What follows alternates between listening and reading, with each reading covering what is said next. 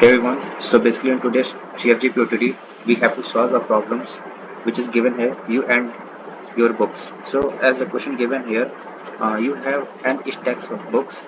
Here each stack of books has some non-zero height array equal to the number of books on that stack. Considering all the books are identical and each book has a height of 1 unit. Okay, in one moves, you can select any number of consecutive stack of books such that the height of each selected or stack of books array must be less than or equal to k. Once such a sequence of stack is chosen, you can collect any number of books from the chosen sequence of stacks. Okay, what is the maximum number of books that you can select, you can collect this way? So basically in this question it is asking that we have a number of books which are actually arranged in the stack, and we need to choose those number of books whose value is like less than or equal to k, and that are actually arranged in the consecutive manner, and we need to return the maximum number of books that can collect in this way. Okay, so for example, if I'm saying that in the example 1, here the value of books is like 8, which are arranged in in this way, and here the value of k is 1. So that means here we have to select the value of k, which means array of I which is less than or equal to k. So here we have to select only those value which is less than or equal to k. So here the value of k is 1, so we need to choose only uh, value 1 which is less than 1. Okay, so here we can say that it is 1 or equal to 1, so here we got only this value. So if we sum this three value, we get 3, so it is our output. Now let's move to the second example here.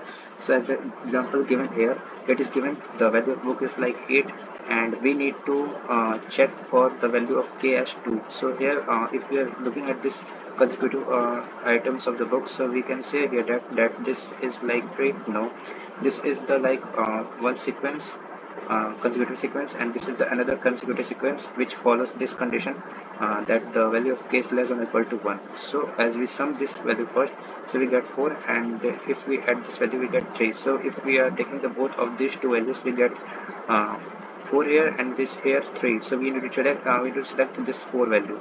So this is our output. So here it is saying that is you don't have to read any input or anything. Your task is to complete the maximum function maxbooks, which takes the integer array of n and k returns the maximum number of books you can collect. Okay, so expected and complexity is order of 1 and expected space is order of 1. Okay, so that's the thing, and we need to solve these problems using this thing. Okay, so first of all, what I can do here, here it is given a function long max books, which taking the parameters like array. It takes the parameters array and integer n and the value of k.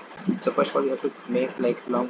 First of all, we have to create like a variable answer, which basically stores the answer, and we have to make another sum, which basically I used to sum the number of consecutive elements. Okay, then now we need to traverse it one by one to each and every element.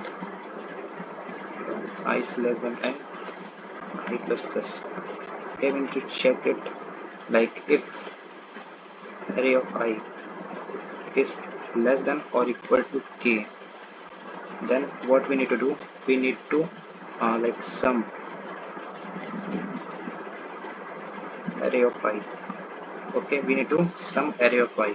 Like as we can see in this example, where the value of n is equal to 8, and we have to check the value for k is less than or equal to 2. That means we get only these two consecutive things. Okay, and if we sum this value first, we get 4.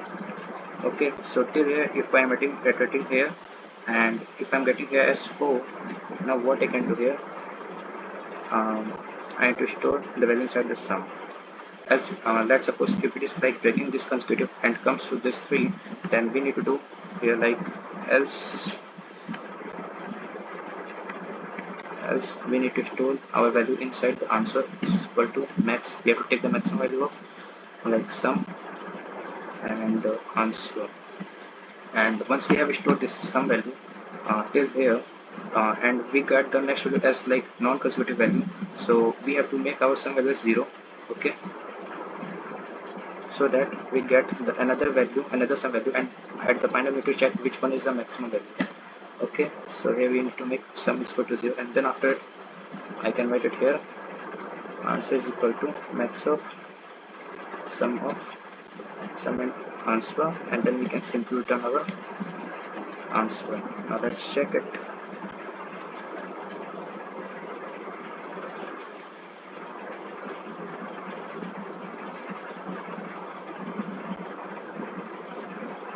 So yeah, that's the it's compiled.